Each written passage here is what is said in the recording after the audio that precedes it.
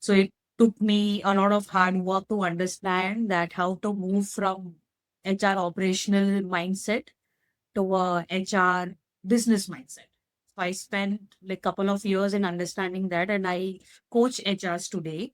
If they are feeling stuck in one particular role and they're stuck in operational roles, I help them to move from transactional HR to a business HR. So that's what I'm currently doing. Okay, so basically, see, majority of the HR people are stuck in doing compliances, payroll, recruitment, firing, basically maintaining the eco structure, like operational eco structure. Okay, so when AI has been introduced in today's world, all these operational tasks can be taken care of. Okay, so now the real HR journey has begun after the AI era, technically, where the business needs to be understood. Like for example, if someone needs to reach from 1 crore to 3 crore business, so then what is HR's contribution in that? What kind of people, why you need that number of people needs to be answered by HR and the top management. So basically, this is what the business HR do. They actually handle the business problems and they help to solve those problems and help founders to reach the business goal. That's what HR business partners do. It doesn't include as finance, but the understanding of finance needs to be there. For example, you need to study the business reports. You need to understand where the numbers are coming from. How are your contribution impacting those numbers? So numbers, yes, you should understand numbers, business numbers specifically. The transactional thing, compliances, and other things. There are two type of founders. I'm a startup specialist, so I have worked with many founders. So I won't blame founders if they haven't like that from HR. So it Mhm. depends upon you, what kind of HR you want to be. What kind of Mhm. impact do you want? Like you want to be stuck in an operational role and be like Mhm. that, craving all your life that this is what HR do, or you actually want to evolve. Now, when you ask me about founders, so it depends upon Mm. what kind of thing you are proposing them. Mm. Because a founder is end of the day is responsible for the business, right? They're interested in the business. So be it HR, be it CFO, or be it anyone, if they're contributing to the Mm. benefit of the company, how does matter? Be it in HR or be it anyone else, doesn't matter. Yes, founders have certain Mhm. set Mm. of responsibilities from the expectations from the HR stating that they should Okay. hiring and everything. Of course, that is one part of it. Similarly, he will expect the same thing from the finance person, right? And all those stuff. But if you're doing something upper than that, something Mhm. above that, then that is of course going to help the founders to build a better business and Mm. will be a powerful HR. Mm. Like Yeah, absolutely. I agree. And how was your journey being a coach? Do you really enjoy it, or is it really, hectic, Dheeraj, to or a tell you the struggle? I fact, mean, full I of have struggle. struggled a lot when it comes to my career from specifically after COVID. Okay. So I was stuck in a transactional role. I was Mhm. doing everything, working hard, working Mhm. 15 hours, 18 hours, doing all those things which HR should do. Okay.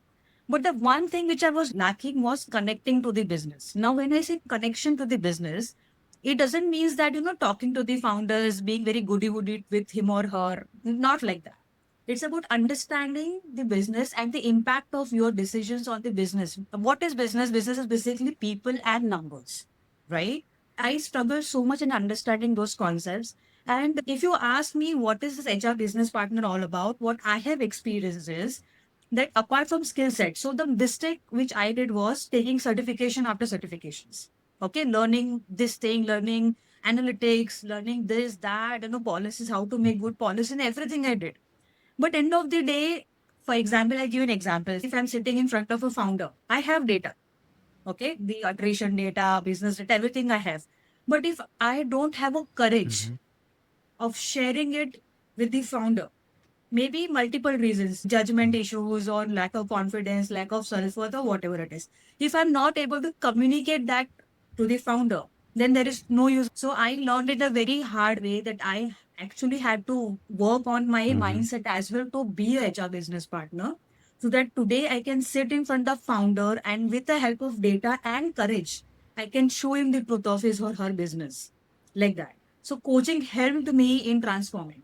So today in my program, in my coaching Mhm. program dedicated Mhm. only for HRs, I help them to develop a skill set for the HR and I coach them to be a powerful and a strong HR. I help them to be more courageous, more confident, Mhm. like that. So there's a combination of both these tools which I Mhm. use and it is working very Mhm. well, like that. And I want to know this, that why Like it what? matters to you? Why being I mean, why, like as you said that you were doing all the compliances thing and for many years, and then one day you thought that Hmm. I should do something else, or maybe I should be a part of business. So I want to Yeah. know, why does it matter to you? Why you want to be a Yes. part So the of it? thing is that Why it triggers? I was feeling stuck doing same thing years on years. There was no growth for me. And if you Mhm. want to earn more money, you have to do a business Okay. contribution, right? You have to be a part of strategical decision in business.